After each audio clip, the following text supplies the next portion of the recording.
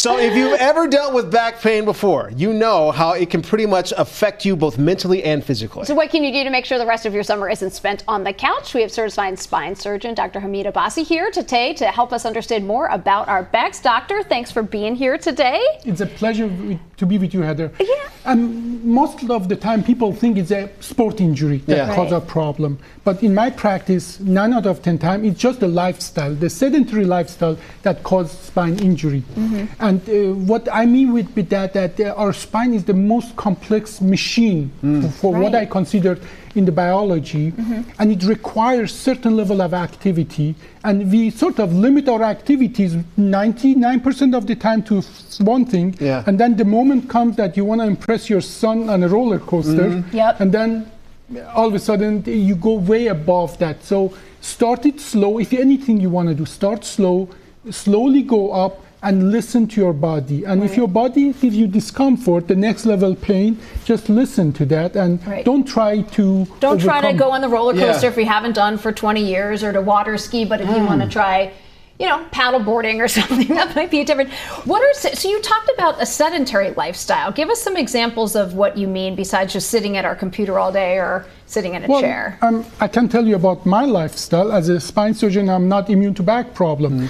Most of the time I'm standing up doing surgery, but in one position. And the rest of the time I'm doing documentation, sitting again on a chair, I'm doing that. It is not like an active kind of lifestyle that changed my position, put my joint to the maximum stress for a very short period of time, and then slowly we increase that. That would be a healthy lifestyle. It is just a few positions that I have to be in for my entire day, and then all of a sudden I want to do something more than that, and that becomes over what my spine is ready to take. Do you recommend breaks then in your day, or do you recommend one long walk at the end of the day, or shorter walks throughout the day? My best advice to anybody is who has been in this kind of lifestyle: start short walks. Get a dog. That is why people with dogs live 7 years longer, because it forces you to have these walks. And I'm not talking about jogging or marathon and so on. I'm talking about just actively putting your spine to good use. And what I notice myself is that small stretches, Pilates, yoga. You started yoga, right? Yes. Yeah. And that's been helped. Even 10 minutes? 10 minutes, but you have to be consistent. That's the key? Yeah, you have to be consistent, and you have to build it in your lifestyle. You cannot just, do, when you have pain, do 10-minute yoga, stop for 3 weeks, and then do another 10 minutes when you have pain That'd probably be worth. Now, money bags over here. Hold on, ain't no money bags over here. Money bags over here has a big wallet. Is this a good idea? Oh, that's a huge wallet. I would keep it somewhere else. Don't take my money. So don't put that in your back pocket. And that's not good for you. And that's what it does. It changes the anatomy of your pelvis.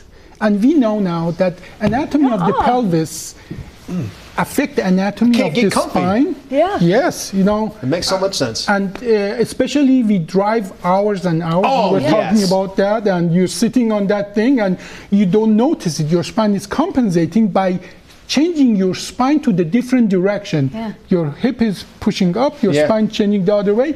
A little is fine, but you're not doing a little. Let me tell you what, too. You're not, and then you got to go see Dr. Abbasi. And not only that, but that half-hour commute, now it's too long. It's way too long. Doctor, thank you so much for being with us today. It's been great. Thank you very much. I really appreciate that.